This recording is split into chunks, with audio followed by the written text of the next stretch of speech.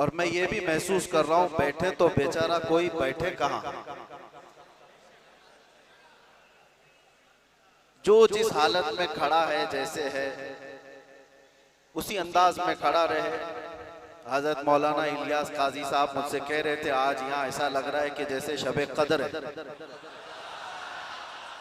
मैं उनसे ये कहता हूँ हुजूर पाक सल्लल्लाहु अलैहि वसल्लम के नामूस की जहां बात हो, हजारों शबे कदर से भी अभी शबे कदर मिली है मेरे मुस्तफ़ा की बरकत से। सारी बरकतें उस हस्ती पाक की हैं। आबरू मां जना में मुस्तफ़ा, हम सब की इज्जत और आबरू उस नाम पाक से वाबस्ता है। और इसीलिए हम बार बार ये कहते हैं वो जो न थे तो कुछ न था, और वो जो न हो तो बस यही अकीदा भी है और यही जिंदगी भी है। वो जो न हो तो कुछ न हो। इसीलिए मेरे अजीजों एक और बात जिसकी वजाहत भी कर दूं, लोग आज दो दो पोस्टर मेरे पास भेज कर कह रहे थे कि उधर भी है इधर भी है, कैसे प्रोग्राम। असल में ये तिलक नगर में होने वाला प्रोग्राम था। वहां के गयूर हजरात ने बड़ी मेहनतें की, मोहब्बतें उनकी भी अपनी जगह पर, लेकिन मेरे मुस्तफ़ा करीम सल्लल्लाहु अलैहि वसल्लम को जहां मंजूर हो, मेरे रब को जहां मंजूर हो,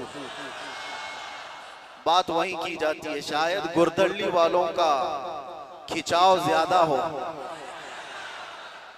वैसे तो यहाँ पर रेशम का काम करने वाले ज्यादा हैं। बनारसी हजरात को मैं अच्छी तरह से जानता हूँ। इश्क रसूल के मामले में वो इतने नरम रेशम भी नहीं है, रस्सियों से मजबूत है।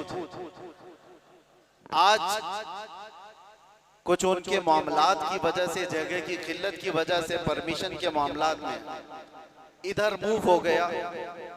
बहरहाल ये हालात के एतबार से इधर से उधर हो जाए, कहीं पर भी हो जाए, बात तो उस नबी पाक की जहां से भी की जाएगी गूंज कर रहेगी इंशाअल्लाह।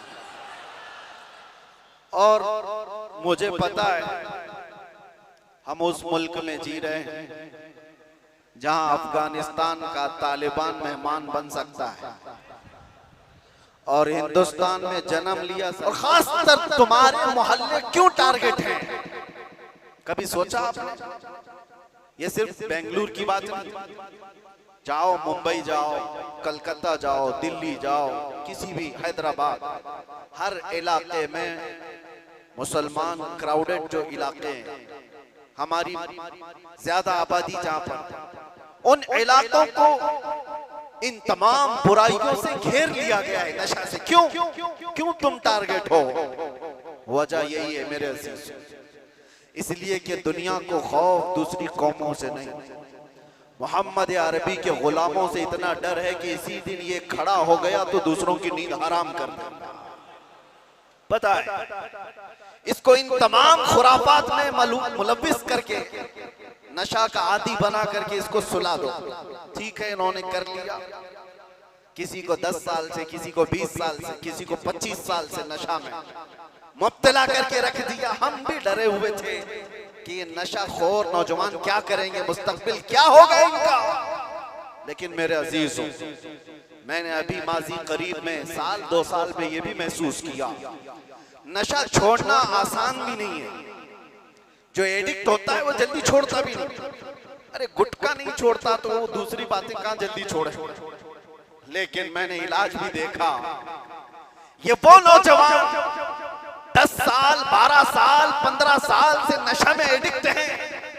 पूरी दुनिया ने इनको टारगेट कर कर करके नशा खिलाया और इनको 36 घंटे 48 घंटे सोने वाले नौजवान बनाया।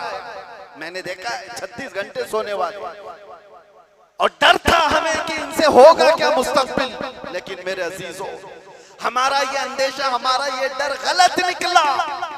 दुनिया ने सब कुछ एड़ी चोटी का जोर लगा दिया इस नशा में मुब्तला कर कर कर कर तोड़े। इमाम अहमद बिन हंबल को जब ले जाया जा रहा था, ये तीसरी मर्तबा था, वक्त का खलीफा, जब जल्लाद को हुक्म दिया कि इस बार फिर इनको कोड़े मारो, इनको फतवा वापस लेने के लिए कहो, एक शख्स ने कान में आकर के कहा, वो भी बड़े आलिम थे उस वक्त, कहा कि आप मुझसे कान में कह दे से मैं सारा मामला सही कर लूंगा, निपटा लूंगा। आपने कहा मेरे मुस्तफा की इज्जत और उनकी शरीयत कानों में नहीं बोली जाती, कानों में नहीं, इसलिए हम भी भरे मजमों में कहते हैं। आप जा रहे थे तो एक मशहूर चोर था बगदाद, उसने पुकार करके क्या कहा, अहमद बिन हंबल सुनो, मैं चोरी में 1500 कोड़े खा चुका हूं, चोरी कर कर करके बार बार पकड़ा जाता हूं, कोड़े खाता हूं, लेकिन फिर भी मैंने चोरी नहीं छोड़ी, चोरी अभी तक मुझसे छूटी नहीं है। ऐ अहमद बिन हंबल, मैं चोरी छोड़ भी दिया अगर, तो ज्यादा से ज्यादा मेरे बच्चों के पेट पे फर्क आ सकता है।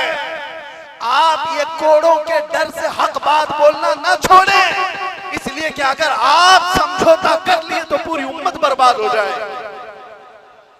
इमाम अहमद बिन हंबल कहते हैं अच्छे अच्छों से बढ़ करके उस चोर ने दर्स दिया था, उस चोर ने सबक सिखा दिया था कि लोग सजाओं के डर से जब चोरी नहीं छोड़ते तो हम सजाओं के डर से मेरे मुस्तफा का नाम लेना क्यों छोड़ दो, हुजूर की इज्जत पर बात करना क्यों छोड़ दो।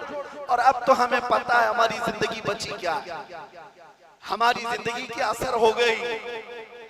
जिसकी उम्र 40 साल के करीब होती है वो कहा जाता है असर का वक्त हो गया उसकी जिंदगी।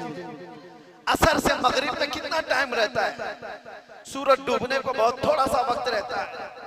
हमारी जिंदगियों की असर हो गई, मगरिब में थोड़ा सा वक्त बाकी है। जो जीना था रब तबारक व तआला ने खुशियां अता की, बचपना भी खुशहाल, हमारी जवानी भी खुशहाल, हमने जो पढ़ना था पढ़ लिया, शादी बच्चे सब हो गए, तिजारत भी हो गई, माल भी, घर भी, सारी चीजें अल्लाह ने जो जीने की दुनिया में सराय सब अता कर।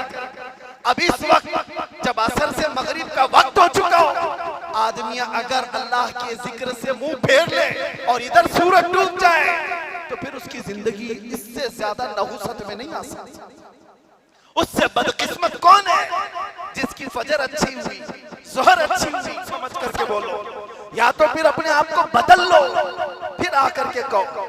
मियां आप किसी हुकूमत के ओहदेदार के पास भी कोई ड्यूटी लेकर के जाते नौकरी के लिए कि मुझे ये नौकरी मिल जाए, आपकी बारगाह में मैं हाजिर आया हूं, वो सबसे पहले तो ये पूछेगा एलिजिबिलिटी तेरी क्या है, कितना पढ़ा है, क्या क्या कर सकता है। कुछ भी नहीं है तुम्हारे पास मेरे अजीजों, ये दुनिया की बात। लेकिन मेरे मुस्तफा सल्लल्लाहु तआला अलैहि वसल्लम की बारगाह जब कभी कोई पुकारता है कि या रसूल अल्लाह मैं हाजिर हूं, तो ये नहीं देखा जाता एलिजिबिलिटी कितनी, लेकिन ये जरूर देखा जाता है कि ईमान कितना है, हुजूर की बात पर यकीन कितना रखता है। अब आओ मैं जो बात कह रहा था उसको कंप्लीट करता हूं। मुसीबतें कुछ आएंगी और जब ये स्ट्रगल करके बर्दाश्त कर ले जाओ तो वो चीज मिलने वाली है जिसका जिक्र मैंने छेड़ा। सारी मुसीबतें आ जाए मैं जानता हूं, लेकिन क्या है बातें बहुत वायरल होती हैं, हम तो छुपे हुए नहीं रह गए, जो भी बात कहे बहुत फैलती है सब चीजें। और बेचारे यूट्यूबर तो इसीलिए खड़े ही रहते हैं कि कितना मसाला लगाना है और कितने थंबनेल लगाना है, क्योंकि वो अपने व्यूज के चक्कर में बेचारे कौन कौन से मसाले लगाते हमें भी नहीं पता रहता। ये तो कितनी मर्तबा हमको कैद भी करते हैं, कितनी मर्तबा आजाद भी करते हैं, कितनी मर्तबा इंतकाल भी करा देते हैं। इसकी वजह से, इनकी वजह से ज्यादा मुसीबत होती है यूट्यूबर्स। हमें उनसे कहता हूं ये भी एक अमानत है, बात को जैसी है वैसी पेश करो। एक मसला मैं आपको बता रहा हूं, जेल का एक कैदी नौजवान, मैं पूरी तफसील नहीं बता रहा हूं, लेकिन इतनी बात जरूर है कि वो नामूसे रिसालत का सफीर, शब बारात शाबान की 14वीं गुजर चुकी है, 15वीं रात आई, इतना परेशान हो चुका था कि घर वाले भी मिलना छोड़ दिए, बहुत सारे मामलात में सालों से कैद था। बहुत लंबा खत मेरे पास है, बहुत लंबी चिट्ठी मेरे पास आई। कहा कि मैं बता नहीं सकता, इतना परेशान था कि लोगों के लिए और कैदियों के लिए मुलाकात ही आते थे, उनके घर वाले आते थे, मिलते थे। 8 दिन में एक मर्तबा कुछ सामान देख करके जाते थे और तसल्ली हो जाती थी। मेरे तो महीनों हो गए और अब तो बरसों हो गए, कोई आ ही नहीं रहा था। सालों हो गए, तंग आ गया था। और उस दिन 14वीं शाबान है, जेल में भी छोटी मोटी ईदें मना ली जाती, शब बारात मालूम हो गई। ये मैं अपने कैद की बात नहीं कर रहा हूँ, ये बाहर मेरे पास जो लेटर आया वो मैं बात कर रहा हूँ। उस नौजवान ने मुझे मुखातब करके लिख करके भेजा। इतना परेशान था कि दुख भरी आवाज से मैं रोना चाह रहा था, रोना नहीं आ रहा था, आंसू मेरे सूख गए थे। मैंने अल्लाह की बारगाह में उस रात को पहली मर्तबा मौत की तमन्ना की। कहा क्या बहुत हो गया, चाहे मैं मर जाऊं तो अच्छा हो जाता। फिर फौरन तौबा किया कि अल्लाह के नबी ने मना फरमाया, मुसीबतों से घबरा करके मौत की तमन्ना करना जायज नहीं, हराम है। वो नौजवान कहता फौरन मैंने तौबा किया, मुझे मेरे नबी का ख्याल आया। वो कहता है रात की तारीकी हुई थी, मैंने उस दिन खाना भी नहीं खाया।